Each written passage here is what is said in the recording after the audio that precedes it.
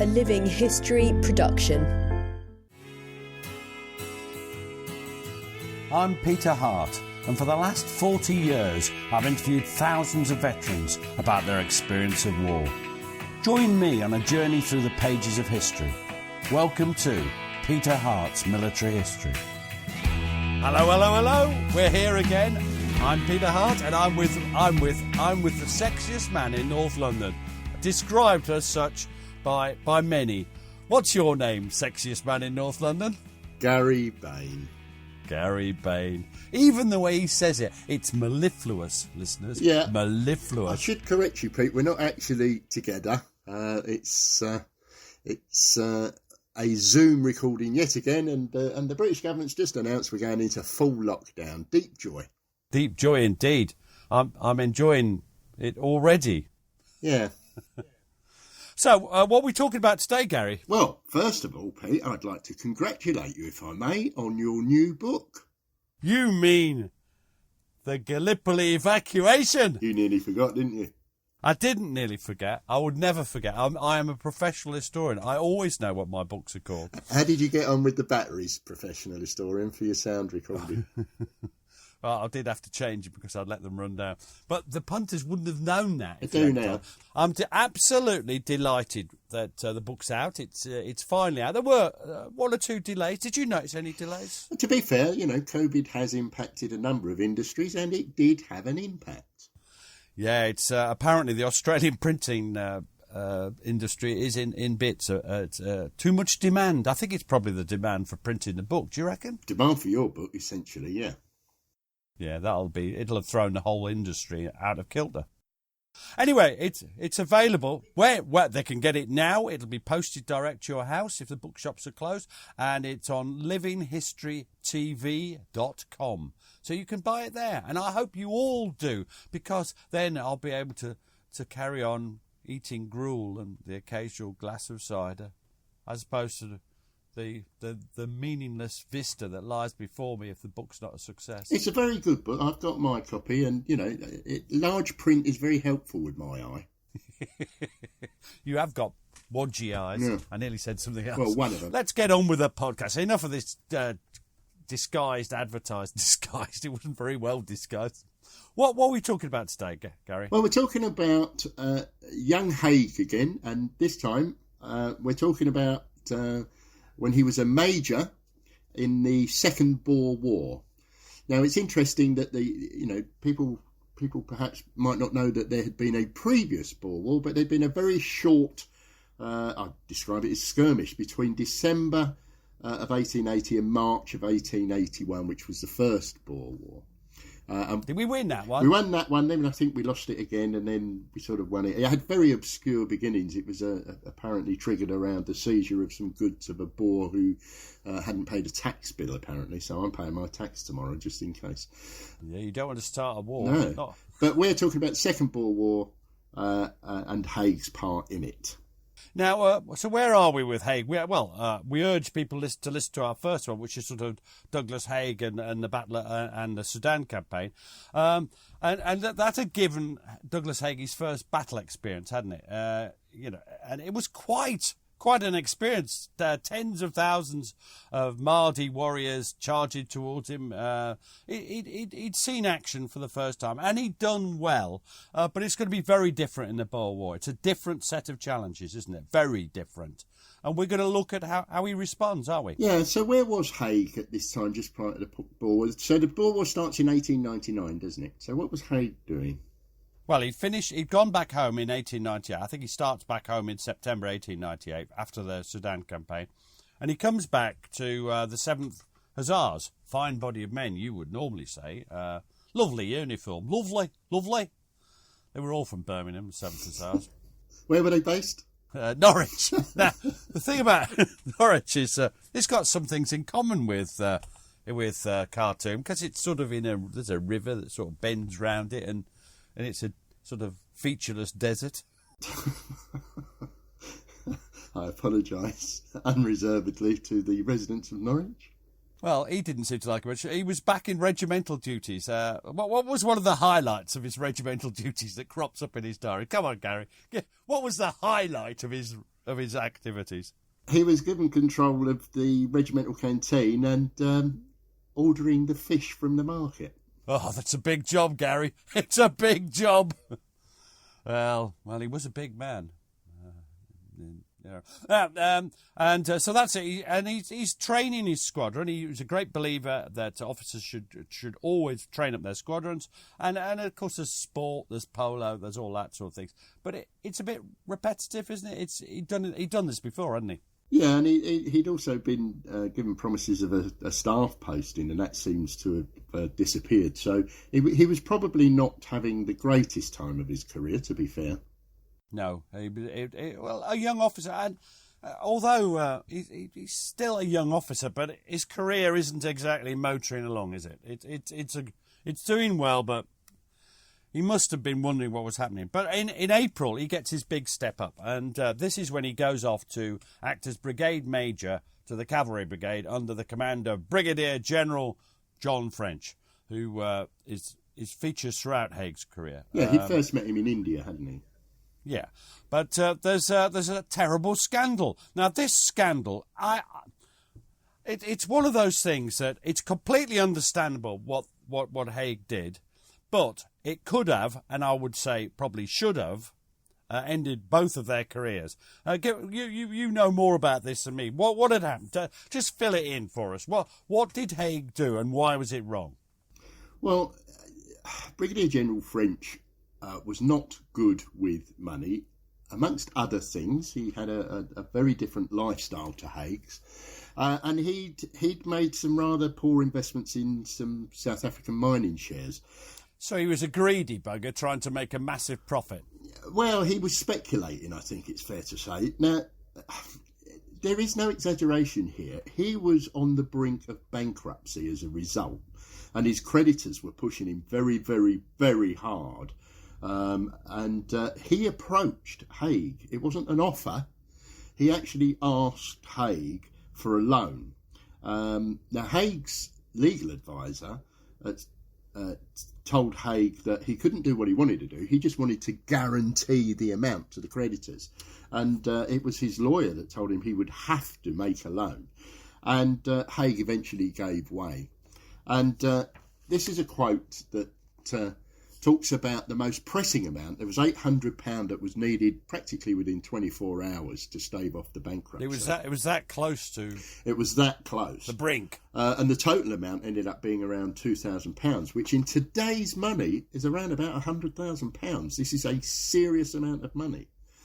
And Haig says in a communication with his lawyer, "I've wired that I'll produce the £800. It would be a terrible thing if French was made a bankrupt. Such a loss to the army as well as to me personally. For, of course, we can do a lot here together towards improving things." And so I think he genuinely felt that. That's genuine sentiment, I think. But it's still wrong, isn't it? It is. And, £2,000 at the time was a fortune. Bear in mind that whilst Haig had a reasonable income from the estate from his father, who we've mentioned passed away previously and was a successful businessman, that was split amongst his siblings. So he was never well off. And indeed, after the Great War, he couldn't afford to purchase spermicide. That was purchased for him by public subscription. So this was an enormous amount of money. Now, so he did it, and people often people who hate Haig will pick on it. Funny enough, I think it is wrong. And if you did it in the modern army, your feet wouldn't touch the ground, I suspect. Well, the problem is that John French could influence his career, directly influence his career, and that's the problem. There is also some debate about how and when it was paid back. It seemingly interest was charged, so it was a proper legal agreement around the loan. But not a public one. And I don't believe that it was paid back any time quickly, and I've read dates that are as late as 1909, for example. Blimey. We'll have to move on. In September 1899, Sir John French, well, not Sir, I don't think he was Sir then. He was made Major General John French. And he was posted as commander of the cavalry in Natal. And Hague was going to be his deputy assistant adjutant general. Or his Dog. That's like a chief of staff, isn't it? Yeah. That is exactly what it's like, Gary.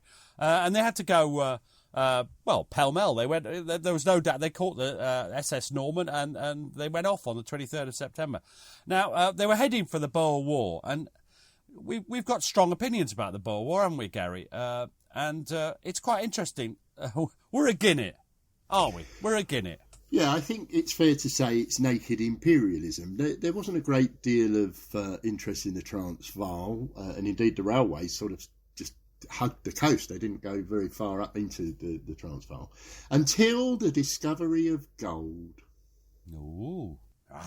Gold, there be gold in them hills. Yeah, so I think it was, the Brits had various degrees of wanting to be involved in South Africa or not wanting to be involved. They wanted a single state. They wanted control of individual states, as did the Germans. The Germans were active there as well. So I think we both think it's naked imperialism. Yeah, it is. Now, the trouble was, we'd rather underestimated the Boers, had we? From top to bottom, the Boer armies of the Transvaal and Orange Free States, they total 54,000 men. Now, how many did we have in theatre at that time, Gary? You've looked this up, haven't you? Oh, we had more than enough to cope with that. We had 15,000. So just the 39,000 less. But presumably the Boers are a bit like fuzzy wuzzies, as the rather racist expression. Just like in the Sudan, there, what were they armed with? Pointed mango fruit? No, the Oars they weren't just armed farmers. These were expert shots, and because of the discovery of the gold, they were able to buy the best weaponry. So they were actually armed with the German 7mm Mauser, the smokeless version.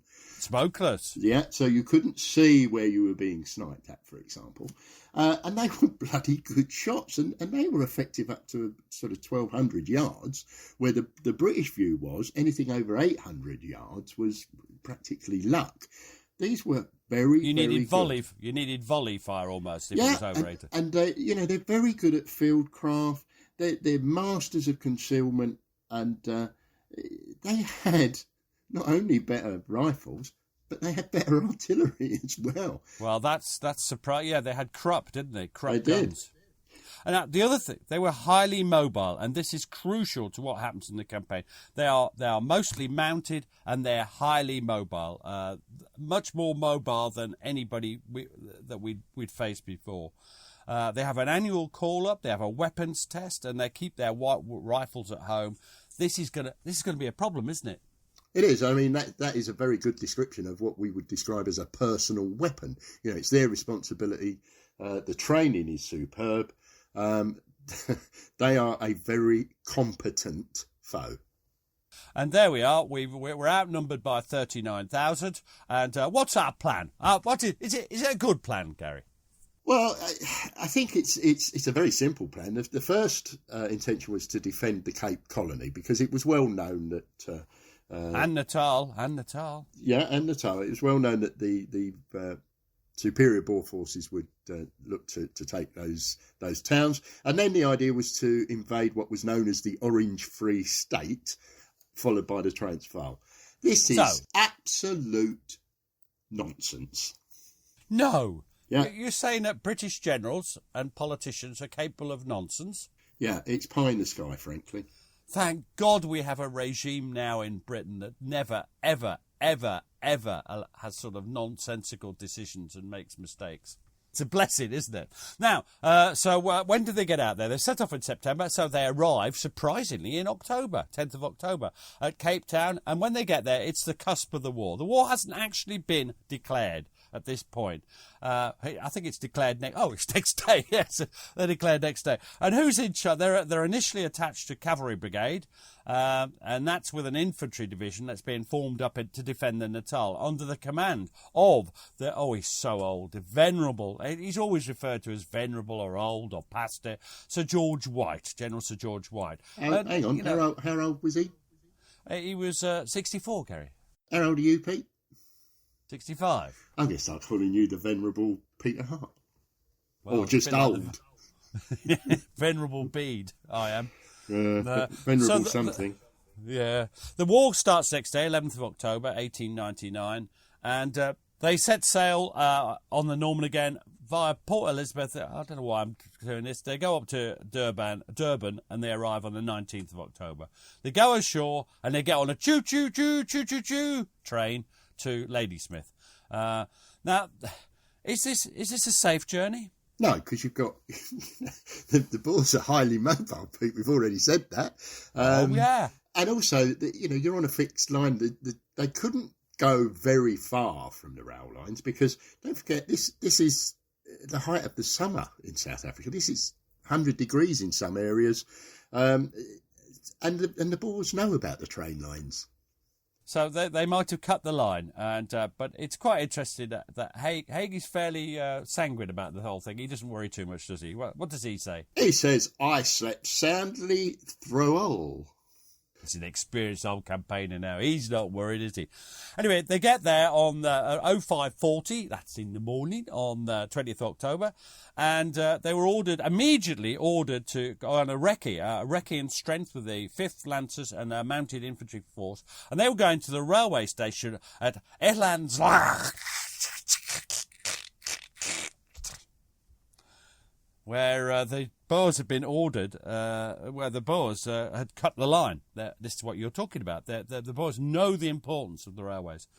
So they do a recce, and then Hague prepares plans for an attack next morning, 4 o'clock. So he doesn't have much time, does he, to prepare the plans?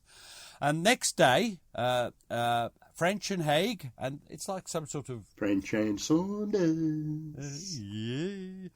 And 5 squadrons of the Imperial Light Horse and the Natal Field Battery, they head off for the Elandslaag station, covered by some of the Natal Light Horse. And they find that the Boers are there in strength, about 1,000 men, 2 or 3 long-range guns. And so they call for reinforcements. A couple of infantry battalions are sent, more guns. So a squadron of the 5th Lancers, 2 squadrons of mounted rifles. And there's quite a battle, isn't it? Tell me about the battle. Well, first of all, I'd say that it's quite interesting. The infantry are commanded by our old friend Sir Ian Hamilton. Ooh, so we're starting to see some of the characters that we know and love from the Great War are starting to appear through these conflicts. So I've got a quote from Hague here, and he says, "The batteries crossed the railway and opened fire on the enemy's guns, which were already in position and knew the range. The Imperial Light Horse, with 1 squadron of the 5th Lancers, covered the right flank of the infantry attack, and, acting dismounted, pushed forward in line with the Gordon Highlanders." Fine body of men. "After bombarding the position for half an hour, the infantry pushed forward, 1 battalion against the front and 2 along the ridge against the enemy's left flank. All available cavalry was concentrated upon the left and occupied Elandslaag station at 4:45 p.m, and from there threatened the enemy's right and rear. As the enemy began to leave the position, a squadron of lancers and 1 of dragoons charged through the fugitives, killing many and capturing 40 prisoners. The position was captured about 6 p.m. night, put an end to the pursuit." Now, he writes to his sister, doesn't he, Henrietta, and this is a theme of the... Henrietta's a sort of replacement mother in some weird way. He's in constant communication with her throughout, well, frankly, throughout his career. And what does he say? He writes and he says, "The Boers fought till the end with extraordinary courage. This is accounted for by the fact that the command was composed of high-class Boers, who had more or less organised the present revolt, and so must sink or swim by the result of the campaign. The Imperial Light Horse fought well.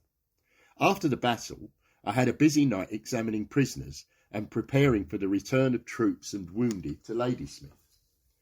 We had prisoners of all kinds: Boers, Germans, Hollanders, American Irish, British, naturalised Boers, etc., etc. All the leaders were either shot down or taken prisoner. None escaped. The Boers say they never thought the British could have taken their position. They abandoned their tents, wagons, everything in fact, and took to flight. Some 1815 brandy was found in one of the wagons. Ow! They are wild at the way the fugitives were killed with the lance. They say it is butchery, not war. But as they use express rifle bullets, I don't quite see where the difference comes in. This is a constant refrain. Other sides always accuse people of dum-dum bullets, express rifle bullets. There's always this idea. Part of it's because the damage rifle bullets do, and part of it's because I'm not sure dum-dum bullets and things had been properly outlawed at that time. But it's a constant refrain. In the First World War at Gallipoli, they're going on and on about the Turks using dum-dum bullets, and the Turks go on. It's the same. It's a constant theme. Now, so this is quite a success, and then White orders them to fall back on Ladysmith. There are reasons for that which we won't go into. He's not being stupid, but it's a really important part, because what's going on at Mafeking and Kimberley? How are they doing there? Well, they're coming under siege because Ellenslagte was the first British victory. The British hadn't been doing particularly well, so there'd been a number of defeats, and Mafeking, Kimberley were under siege, and the Natal troops were concentrating at Ladysmith. They're also under threat of being encircled. It's not good news. It isn't good news, is it? And now the cavalry are taking... Now, notice... one thing I would say is you notice that he talks about dismounted cavalry action. To Hague, and this is a constant theme of this, cavalry are the all-round soldiers. They can gallop up to somewhere. They can either charge with the arme blanche, a sword or lance, or they can fight on foot. They are the all-round soldiers, the perfect soldier to Hague. Anyway, there's several small actions, and Haig thinks that the cavalry are the key weapon in this campaign, and this is illustrated when he hears that an infantry column had been obliged to surrender on the 30th of October. What does he say, Gary? It's quite interesting, isn't it? The Gloucester Regiment and Royal Irish Fusiliers had been surrounded yesterday about 2 p.m. and forced to surrender. Their ammunition is stated to have run out owing to the ammunition mules having been stampeded by Boers throwing stones down the mountainside into the gorge through which the detachment was marching. It should be noticed that this detachment moved without any cavalry at all. As well let a blind man out without a dog as infantry without some horsemen to attend and reconnoitre for it.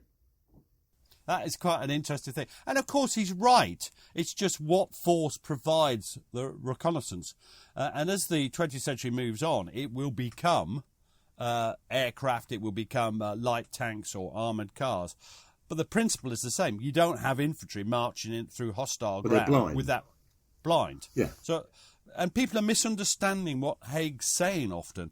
Now, orders come back from General Redvers Buller that the dynamic duo, Batman and Robin, I presume. Oh, no. French and Saunders. French and Saunders. All French and Haig. Which one of those? You can't get everything right in podcasts, can we? They're needed back at Cape Town because French is going to take command of the cavalry division that's being formed, coming out from the UK. They set off at 1300 hours on 3rd of November. And it's quite a journey, isn't it? It really is. Now, by this time, is that railway, is it cut or not, Gary? Let's hear what Haig has to say. The train consisted of an engine, 2 trucks and the guards van, at the end of which there was a first-class compartment. The general, self and 2 ADCs travelled in first-class compartment. 7 servants and the guard in the guards van, 9 horses in one of the trucks and our baggage in the other. No passengers went with this train. The train, which started at 10 a.m, had been fired upon, and the railway authorities doubted our getting through. About half an hour after leaving, the train came under a heavy fire from both sides of the railway. We heard shells bursting and bullets hit the carriages. We all lay down on the seats and floor. Not a very dignified position for the cavalry division staff to assume, but discretion is sometimes the better part of valour. Pieter's station was reached about 1:30. The train halted. A British post was found here.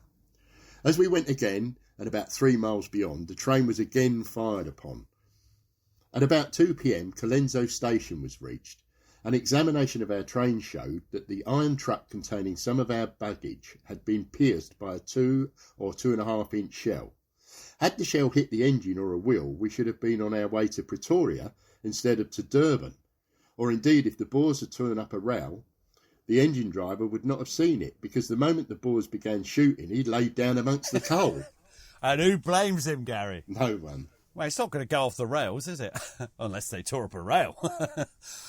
So some of Haig's luggage is damaged in it by a shell. And it really is a close shave. It is a very close shave. And there's an armoured train follows him about a mile behind. And that was the last train to get through before they actually cut the line. And Ladysmith is besieged. They leave behind General Sir George White. And he may have been venerable or old or past it or whatever else you think people of that age are. I don't know.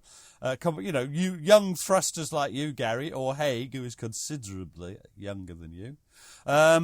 There's still fire in his belly, I think, and there's fire in mine, Gary. And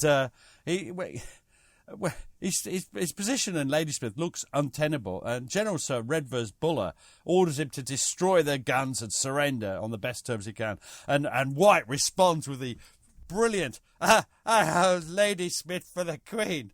But it can't have been that particular accent, because he would have surrendered, definitely. And he does hold out. He holds out for another 4 months before the town's relieved in February 1900. I like Sir George White. He's my kind of guy. Old and bastard, but capable of great determination. Anyway, Haig goes to Cape Town. He's thinking about what he's seen about the campaign, and he's come to some conclusions. Let's just run through these conclusions. So what's his first conclusion, Gary? Well, he thinks that artillery fire is chiefly having a moral effect, and the effect of the shrapnel fire itself was pretty disappointing, frankly. And it had been up to that point. And as you rightly have pointed out on a number of occasions through our podcast, the British introduced the 18-pounder due to the inadequacies of their artillery, which uncovered in this war. That's right. So, it isn't the deadly weapon it was in the First World War, the Great War. No, they made changes as a result of what they found. Now, another one is the one that it's always hung round his neck. He's convinced the cavalry have a vital role, and they need that mobility to counter the mobility of the Boer horsemen. Now, well, he's right in this case, isn't he? You cannot have a mobile enemy and not be mobile yourself. He's absolutely right. He likes the new cavalry carbine, and he rates the potential for the firepower that dismounted cavalry can generate, having been moved on their horses quickly. I think he's right. But then another thing is often hung around his neck as a thing. He's very against mounted infantrymen, isn't he? He's very disparaging of them. He considers them to be a waste of scarce quality horses. He thinks and fodder. I think the words "waste of space" is what you were going to say. He's very critical of their horsemanship. He considers them to be poor horsemen. He means that they're unable to keep their horses healthy. He's incapable of carrying out a proper recce if you've got a poor horse. So what does he want? Well, he wants properly trained cavalry. Not necessarily regular cavalry, but he thinks... the Imperial Light Horse, for example, he admired them greatly. He just wants the highest standard of training, and ultimately a cavalryman should be a good horseman, capable of using a sword or lance, as mentioned as the arme blanche in a charge, carrying out a recce, or acting dismounted as a fully competent infantryman. So what he's asking for is the perfect soldier. Yeah. And with a perfect animal as well. He sees the two going hand in hand. Now, French is put in charge of the cavalry. Now, they're to defend the Cape Colony from the Boer attack. From the Colesberg. They're coming from Colesberg.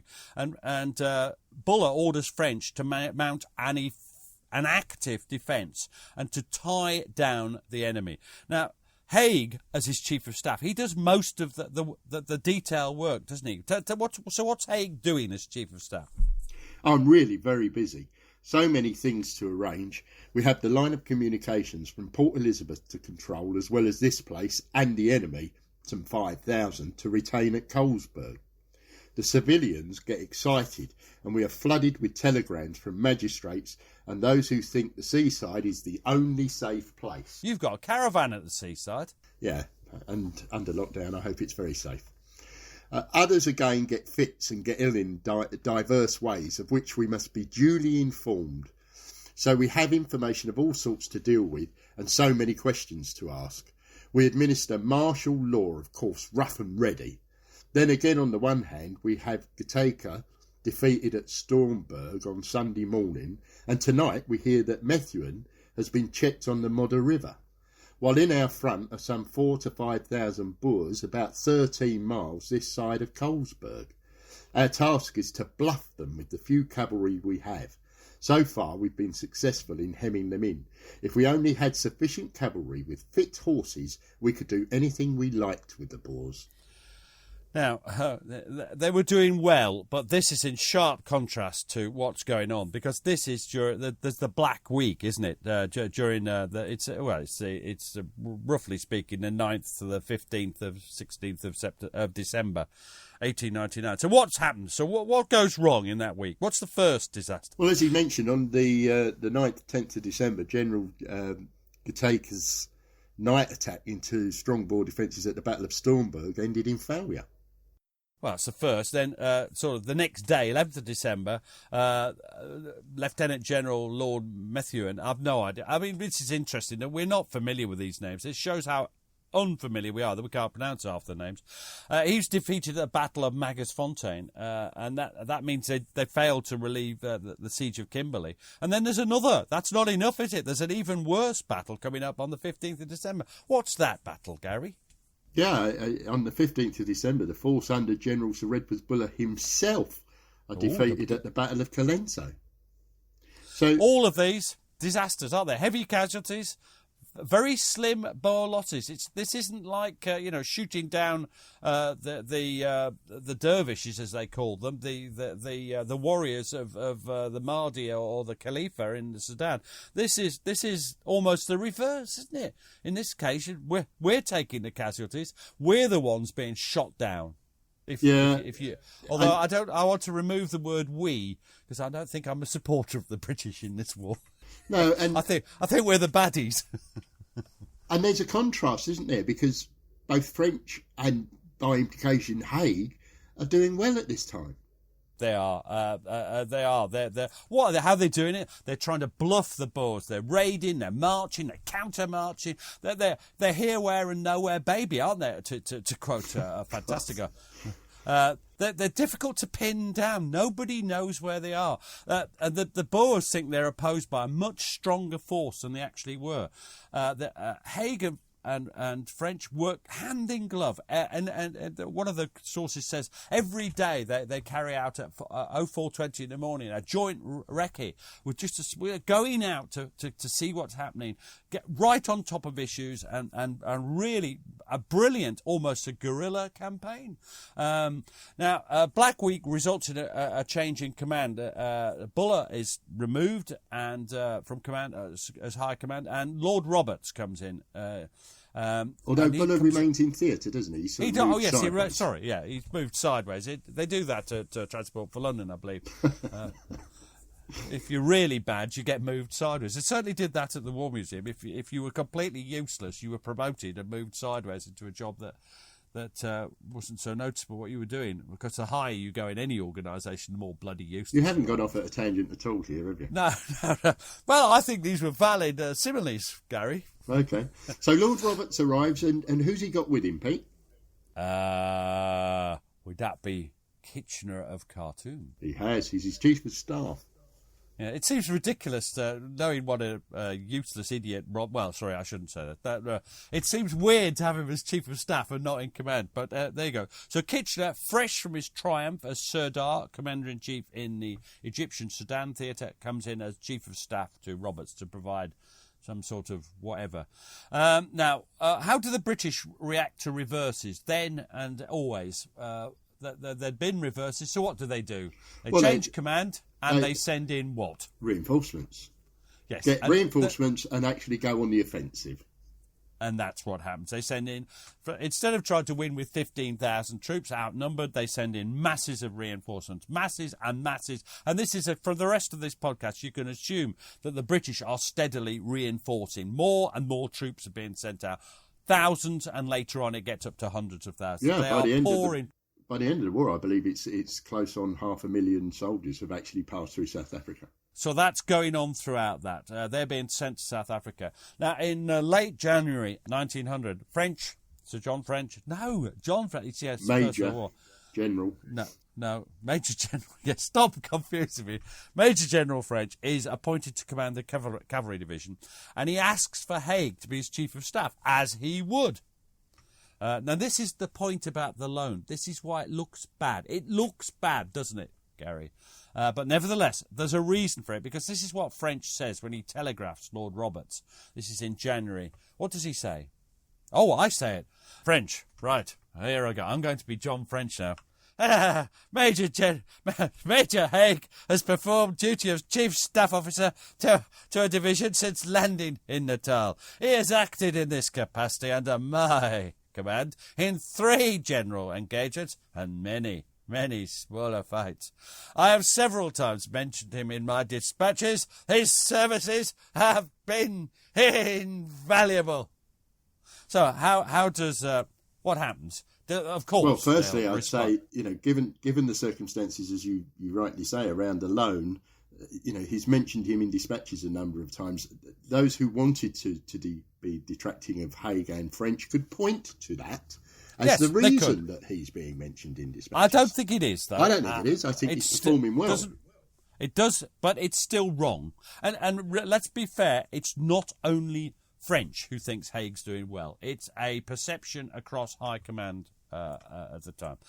Now, however, shibboleth of seniority, Haig is still a major. It's a colonel's command, and they send out Colonel Earl Errol. Now, I thought perhaps Earl was his first name. No, there is a suggestion that Lord Roberts tended to favour those with titles in his immediate staff, and in fact, there's a suggestion that the DSOs that were awarded to his staff were for Duke's sons only. That's the wit of the age. Oh, if only someone would write a book about military humour. Now, it's and Haig must have been a bit disappointed, but he stays deputy assistant adjutant general, so he's still Dag. He's still Dag, and in February 1900, he writes to Henrietta and he says that his friends seem to be more concerned about it than he is. And that's probably true. He knew that given time he would reap the rewards of his good work. So, now, what happens now? The biggest thing, we can't go through the Boer War bit by bit, but there is one big thing coming up. The cavalry division are launched into the blue to accomplish the relief of Kimberley. They sweep round the Boer positions to launch a surprise attack. They set off on the 12th of February, and they moved as fast as humanly possible. Now, this later becomes controversial because this manoeuvre actually destroys the effectiveness of the cavalry division by breaking so many of their horses and knackering the whole bloody division. However,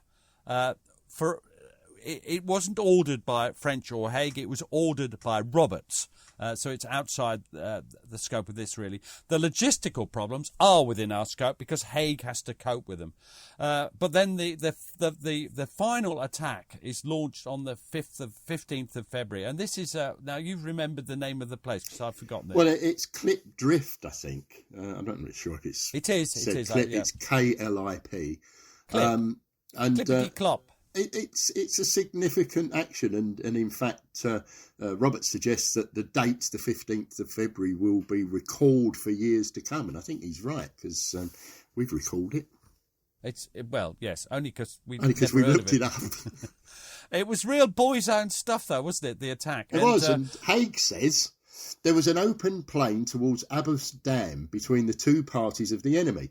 The ground rose from the river, so we could not see whether there were wire fences or not.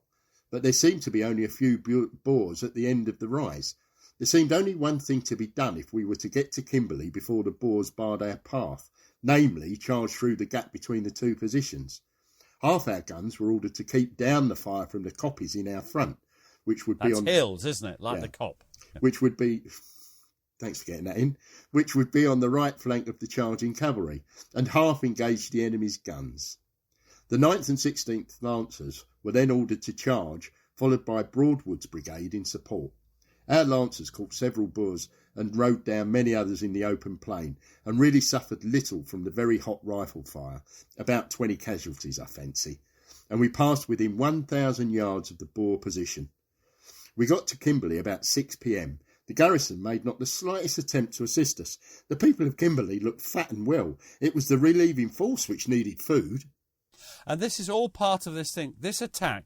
There's two points I want to make, one of which has just occurred to me when you're talking. This is very like one of Rommel's armoured sweeps around the right of the British Army in North Africa. It is if you think of cavalry as being an armoured division, you sort of get the feel of what's going on here. A sudden thrust out into the blue and then smashing into people, catching them by surprise. That's the first point I want to make. The second is that Kimberley wasn't in particularly dire need of being relieved, and that I'm going to use the words utter bastard Cecil Rhodes, because he's one of the people most responsible for this totally unnecessary war. He treated the senior staff to a champagne reception with lovely food and everything, and it's just and it does really damage the it damages the cavalry. They are absolutely buggered, to use the technical term. Their horses are totally exhausted, and they do not recover for quite a while. 29th of February, Ladysmith formally relieved, and I think the mood music's changed now, hasn't it? It's not the Boers threatening us. No, the British are now in the advantage. Now, somebody else is on the up as well. Who's that? Well, Haig's personal career is on the rise. On the 21st of February, he's been promoted to Lieutenant Colonel. And surprise, surprise, he's appointed to replace Lord Errol as French's Assistant Adjutant General. So, presumably, Lord Errol didn't do too good a job. Yeah, it's they moved him sideways. Ridiculous.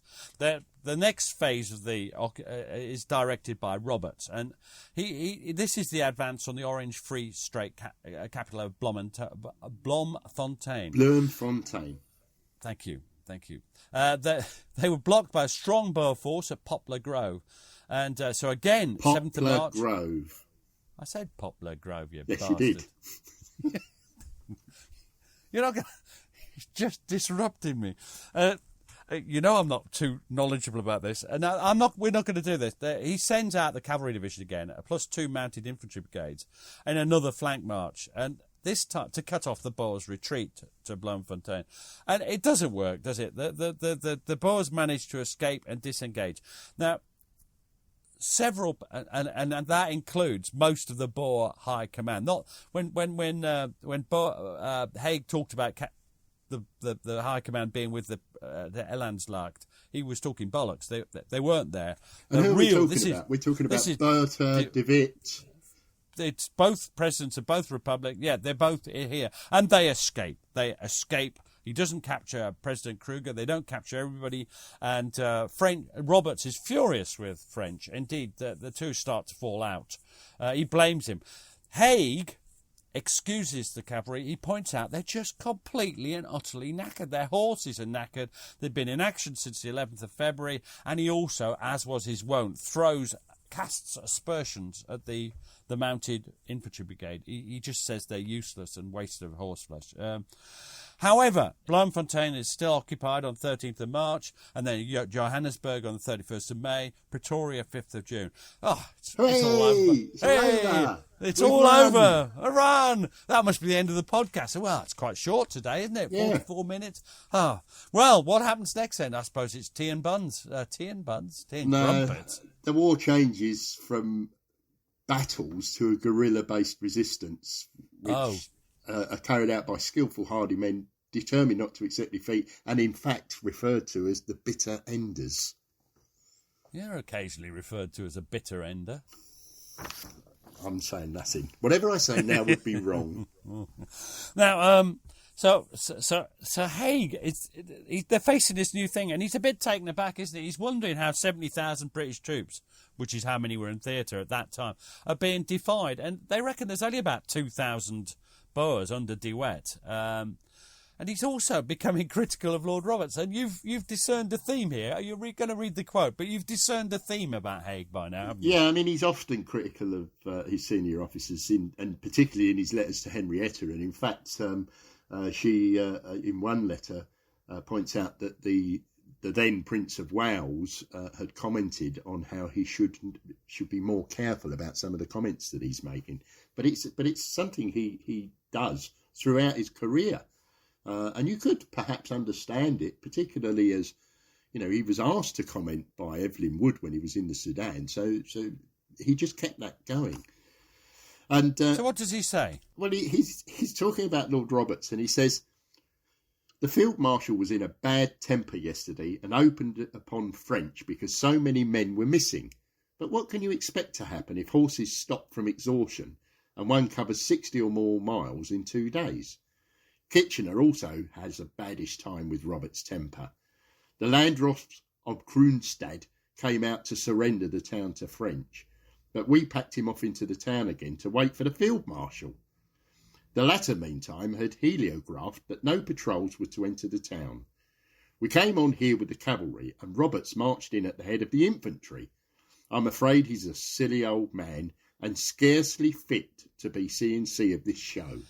Now, that's quite sharp on Roberts, but there's a lot. I was looking at that. There's quite a lot that people say that he made a fixation of taking the capitals, and he didn't sort of try and catch the Boer troops. And this is an enduring theme that people are on about.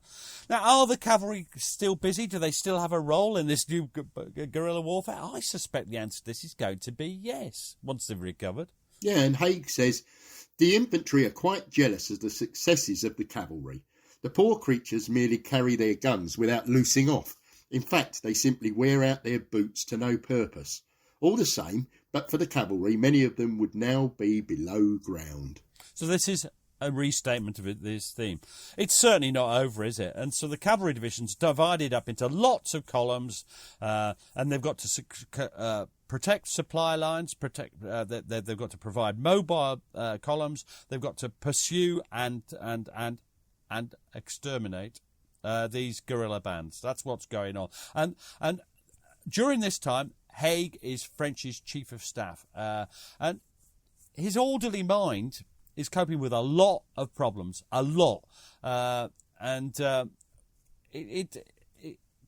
this is where everybody's saying, why hasn't Haig got an independent command? But that's not what's happening, is it? That both Haig and French, they both think he should carry on in the job he's got. Yeah, his old mentor, Evelyn Wood, was really anxious that Haig be given command of a regiment, but both Haig and French believed that the requirements of the service were best served by him remaining in post and assisting French. Absolutely. Now, Lord Roberts, who doesn't come out of this awfully well, he goes home in December 1900. That's all over. It's all over bar the shouting. Another 2 years shouting. And he leaves Kitchener as Commander-in-Chief, which, previously, Haig's been slightly critical of, I think you'd call it minor tactics of Kitchener. He thinks that, and he had criticised, and he also criticised as a staff officer, which Haig was, the over-centralisation of command functions. That is the way that Kitchener always operates. But he does recognise his talents, doesn't he? You've got a quote here. Yeah, he says, Kitchener occasionally gets alarmed without real cause and hurries troops to this or that point without sufficiently considering what the effect must be. So one is forced to conclude that the Sirdar is not that large-minded man capable of taking a broad view of the whole situation, which the papers would have us believe he is. At the same time, there is no doubt that he has great energy and power of organising. So let us hope that the present state of this country will soon improve.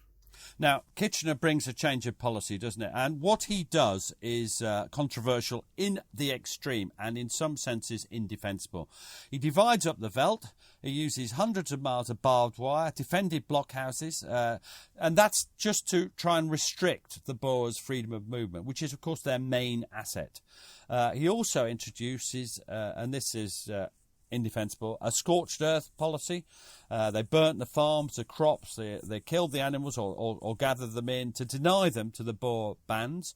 And he gathers Boer civilians into concentration camps. Now, you feel strongly about this, don't you, Gary? Well, we both feel strongly about this. Yeah, I mean, they destroyed about 30,000 Boer homesteads. And originally, these camps, which were given the really unfortunate name of concentration camps, were meant to be purely there to house the dispossessed people. But of 154,000 Boer and African women and children that were incarcerated in these camps, about 32,000 died. Now that's about 21%, so 1 in 5. Now, a disproportionate amount of those deaths were from childhood diseases, so were children.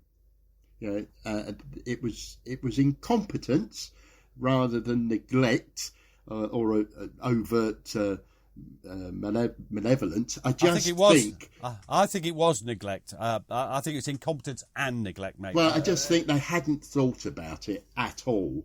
So what are these diseases? So well, it's primarily typhoid and measles. It ran riot. You know, the camps were crowded. There's no excuse, Pete. You know, I'm struggling here because there is absolutely no excuse at all. Well, now, what about Hague? Is Hague, as you know, Hague is one of my probably favourite generals. I presume Hague condemned this behaviour. I presume Hague, as a reasonable, intelligent man, was appalled by this. No, he's very much in favour of them. I've got a quote here. Haig says, "Many poor creatures brought in their guns and swore an oath not to fight us again. Then we withdraw our troops and the Transvaalers burn all the farms. Such conduct merely brings us into contempt, although Roberts no doubt expected to gain popularity with the British public by being generous and merciful to the conquered. It seems high time we treated these people with greater severity. Up to the present, we have made the war too pleasant for the Free Staters, and so they allow it to continue. If we were only to loot and burn a few farms, the inhabitants would wish to get us out of the country soon and at once sue for peace." Now, this is the policies of the time. Colonial times were rough, very rough. But we don't think it excuses... I don't think it excuses Kitchener. It doesn't excuse Haig as one of the... I mean, he's a chief of staff. He's one of the main practitioners. And I don't think it excuses the British at all. I think this is terrible behaviour and a stain on Haig's career. And Kitchener and the British Empire. We are not coming out of this well, are we? No, and in some respects you can excuse the treatment of the fighting Boers themselves because the British saw them as treasonable, frankly. So they were acting in a treasonable way in their view. But you cannot excuse what happened to the civilian population. And, you know, it's a large proportion of the overall population. 32,000 dead. It's terrible. Now, in January 1901, Haig at last gets his independent command. It's about a brigade strength and divided up into 3 columns. It rises to about 6. And they're mobile columns, mainly of cavalry, various for forms and mounted infantry. And they're operating in the northwest of Cape Colony. How does Haig feel about that? Well, he's absolutely delighted. And he says, "This is quite a big business to have in hand. And I came from Johannesburg without any staff at all, but have been most fortunate in picking up fellows to assist. If you will look at the map, you will see the great area over which troops under my control are operating. The question of feeding and keeping in communication with the several parts of the column is at times difficult, while at the same time I have had to assist in the administration of the districts through which I passed. All the magistrates nearly are disloyal, and 3/4 of the population. Indeed, I may say all farmers are Dutch. However, I enjoy myself very well. This is a nice change to have a show of one's own. At last I've got quite a nice command, much more interesting than a cavalry brigade, because I can get no orders from anyone but merely move as I think best in pursuit of the enemy. So he's weaving backwards and forwards across the veldt. The different columns, a real threat to any guerrilla forces in the area. Now, in July 1901, he's also promoted. He's double-hatted, isn't he? Yeah, what happens next? Yeah, he gets appointed to command of the 17th Lancers. And they're quite a fashionable regiment, aren't they? Yeah, they are. And Haig says, I took over command of the 17th Lancers last Thursday, as I thought it best to identify myself with the regiment as soon as possible, having been appointed their commanding officer. I have them here with me, and find I can easily look after the regiment in addition to directing the other columns. I know the country so well now that it does not bother me much to make up my mind where to send the latter to hunt the enemy. Besides, I am giving the squadron commanders a chance of having a little show occasionally on their own account.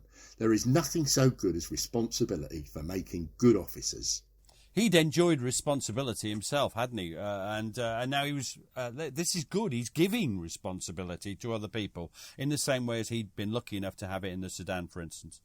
Now we can't look at. There's lots of time. We're just going to look at some themes now. Let's go through the themes. Let's pick up. Well, my first theme that I want to look at, and I think you've got supporting quotes for these, so we'll try. My first theme is it's really, really, really difficult to pin down the Boer guerrilla forces, isn't it? It is frustrating for them. Yeah, Haig says, by August 1st, I had a line of stops from a point west of Maritzburg, about 200 miles long. Kritzinger and some other commanders tried to break through my line of stops, but they were checked in the passes and retired northwards. I followed them up at once and fairly hunted them back and forth, but always getting them northwards. Then, on the 9th of August, I really had Kritzinger and his men surrounded, but somehow he managed to slip through. But I had Krabbe's column handy, and making him leave his guns, we raced Kritzinger for about 30 miles as hard as we could go, up to the T-bus railway. I told old Krabbe to kill every horse if necessary, but he must gallop. The Boers took up a position about 14 miles north of Maritzburg, but we soon had them out of it and continued the chase until quite dark. And this is what's happening all the time, is it? There's the dashing here, there, and every harassing, pursuing the Boer guerrilla forces. Now, the other thing is that there are continual ambushes and reverses. That's the thing about guerrilla warfare, isn't it, Gary? You get these sudden attacks just because they can pick their point at which they attack you, and so they're going to catch you unawares at times. And this happens. You've got a quote here now from Haig. Yeah, not forgetting, of course, that there are losses all the time during these actions. And Haig says, our men held the position to the last. This is a bunch of his own regiment and the mounted infantry that were caught. Yeah, sorry, Gary. Yeah. Our men held the position to the last, and not a man surrendered. Out of 130 men, 29 were killed and 41 wounded. The other men were still fighting when the next squadron came up to their support, and the enemy made off. All the officers were either killed or wounded. Such nice fellows too. It made one feel very miserable to see what had taken place. The wounds were terrible. The brutes used explosive bullets. I at once galloped to the scene of action, but was too late to come up with the enemy. And this is, he was clearly shocked. And Haig was always quite upset by casualties, but he tried to control that throughout his later career, and he had good reason to have to. Now, the other theme, I'm sorry, is that Haig develops a really, really harsh attitude to the Boers, and he considers them, in quotes, brutes and ruffians. And the rule was that to him, all Boers caught wearing British khaki uniforms were to be shot out of hand. And that mirrors French and Kitchener's orders. Another double act there, French and Kitchener. To Haig, they're just brutes. They're traitors, aren't they? They're traitors to the crown as far as he's concerned. But, one man's resistance hero is another man's terrorist monster. Again, we have aspects of that in our lives today. Give us an example of what he says that shows this. Well, brutality, his brutality as well. My columns all the time close on the enemy's tail. I don't think the latter's horses can go much longer. He has dropped a good many and we have picked up some prisoners. Those taken in khaki we shot at once. One was taken actually riding with our scouts and wearing the uniform of Nesbitt's horse. The fellow's movements seemed suspicious and he was arrested for identification. His uniform was complete, all except the badge NH, which he pretended he had only just lost. Finally, he confessed that he was a Boer and was promptly shot. Now, that's harsh. On the other hand, it's been known before that these things happen, but it's part of a very nasty war. The other thing is Haig is very well aware of the nature of the problems of anti-insurgency warfare. But it's just the sheer complexity. And here's another quote of how he struggles to deal with just keeping all these columns, all the blockhouses, everything in the air, afloat, if you like, not that they're at sea. I have the line of blockhouses, which is being erected in that area, also under me. I have 4 columns, really more than I can feed. It will take 300 wagons to feed 2 columns.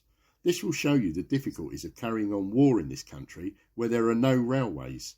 Still, the numbers of the enemy are well over 1,400, and in a rugged country of this sort, with bad roads and no supplies and little water, all is in favour of the defender, who can live scattered about on the farms of his friends and merely concentrate when a good chance offers at attacking some carelessly guarded convoy.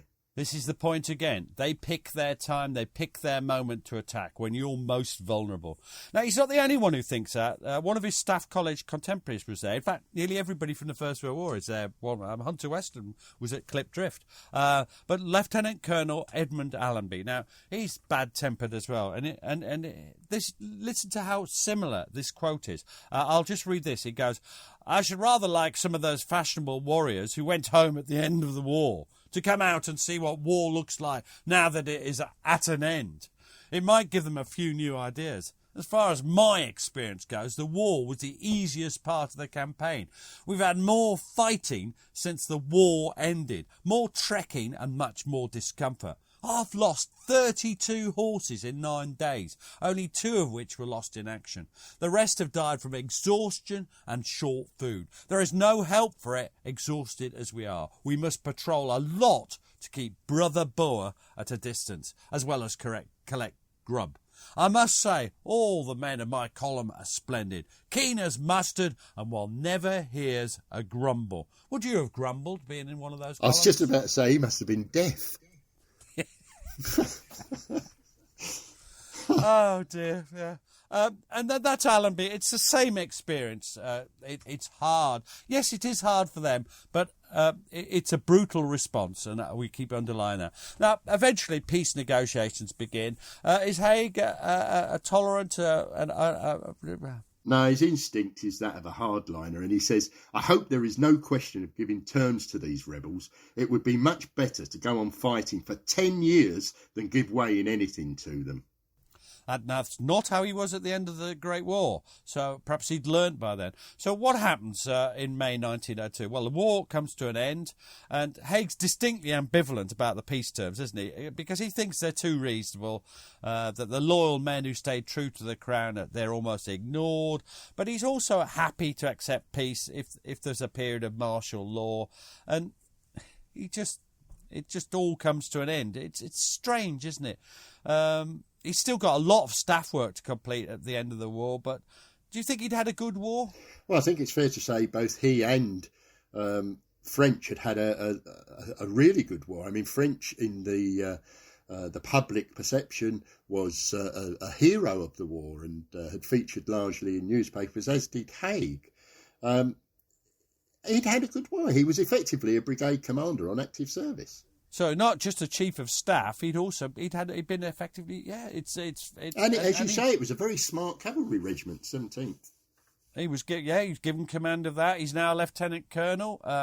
So when he sails back with the 17th Lancers, he goes back. He gets back to England in late mid-October 1902. Do you think his career's taken flight? Because he was a bit stalled. Well, not stalled, but he was. How do you think it's gone? No, I mean, he's quite popular. He's offered command of the Aldershot Cavalry Brigade, and Kitchener actually offers him the position of Inspector General of the Indian Cavalry.